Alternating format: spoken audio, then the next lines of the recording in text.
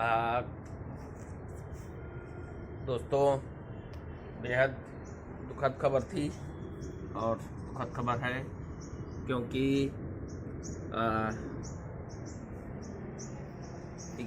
21 जनवरी 2022 में हमारी दादी जी का देहांत हो गया था, जो कि दिल्ली के एक निजी अस्पताल में वो वेंटिलेटर पे थी और उनको वहाँ से हम लेकर आए थे, पहुँचे थे और वहाँ से हम दिल्ली से शाम को 5 बजे के आसपास चले थे, 5 से 6 के बीच में।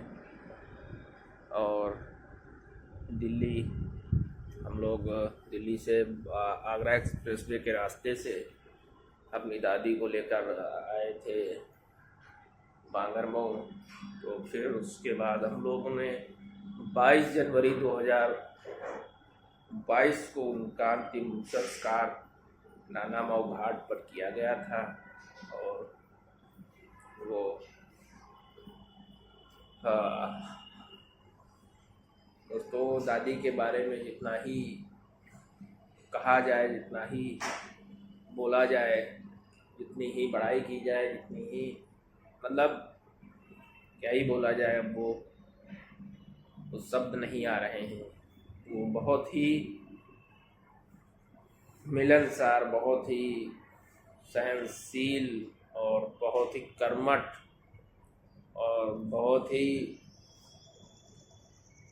मतलब ऑल इन वन बहुत बेहतरीन थी दादी।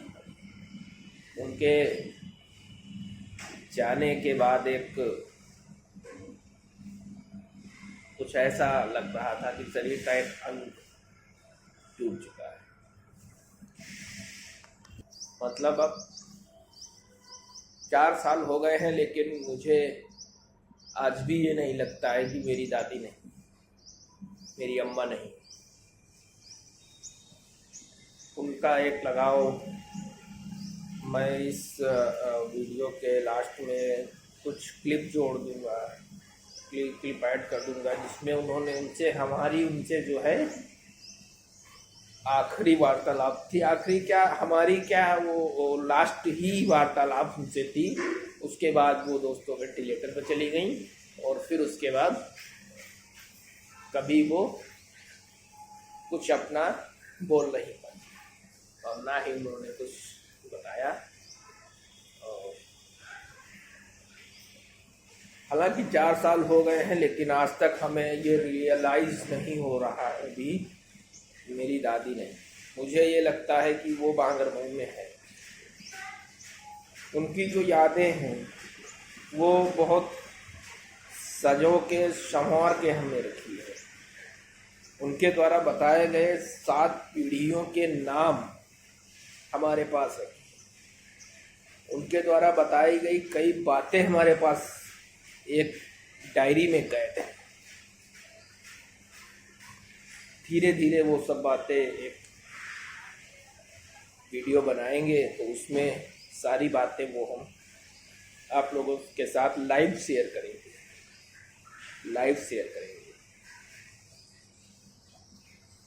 बातें थी, बहुत अच्छी बातें थी और कुछ याद हैं, कुछ नहीं याद हैं। जो याद हैं कुछ डायरी में लिखी हैं, कुछ पन्नों पे सजो के हमने रखी हैं। वो सब बातें आप लोगों से लाइव शेयर करेंगे। किसी दिन थोड़ा सा टाइम मिलेगा तो बिल्कुल आप लोगों के साथ शेयर करूँगा। और हमारे दादाजी आज भी हैं और वो हमारे चाचा जी के पास रह रहे हैं और ठीक हैं। और हालांकि उनकी याददाश्त थोड़ी सी कमज़ोर हो चुकी है, जिस वजह से वो अभी बहुत ज़्यादा पहचान नहीं पाते हैं। तो मैं जो है कुछ आप लोगों से बात लाइव शेयर करूँगा और जो हमने डायरी में समझ के रखी है वो भी आप लोगों को बताऊँगा।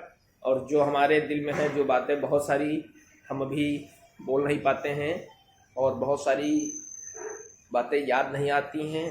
और हमने 7 पीढ़ियों के नाम हमारी दादी ने ही पूरा उसका विस्तृत विवरण किया था कि कौन कहाँ से है, क्या है, वो सब मैं आप लोगों को बताऊँगा।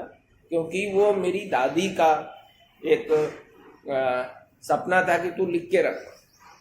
उन्होंने कहा था लिख के रख ले भैया, और जो है और कोई तो कुछ पता ही नहीं, एक 7 पीढ़ी कार है, तुम काम बताए लिख लो। तो हमने सब लिख के रखा, और तब लिख के रखा था जब वो पूरे होशो हवास में थी और कोई उनको दिक्कत नहीं थी, और बढ़िया खाती पीती थी और बढ़िया मौज मस्ती मजाक भी करती थी। हमारा उनका एक मजाकिया अंदाज था, दोस्ताना अंदाज था,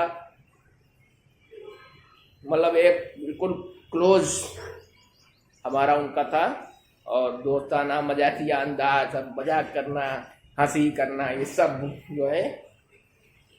और दादी इनको बहुत मानती थी। और इतना ही दोस्तों, हमारी दादी जहाँ भी हों वहाँ स्वस्थ रहें, और ईश्वर से मैं यही कामना करता हूँ कि उनको कहीं अच्छी जगह वो लेके गए होंगे। और बहुत बहुत धन्यवाद दोस्तों। इसका ये ब्लॉग दोस्तों आज नहीं आएगा, ये ब्लॉग कल 12 बजे के पहले आ जाएगा। इसमें आप लोगों को ये सब बातें मिलेंगी। Thank you.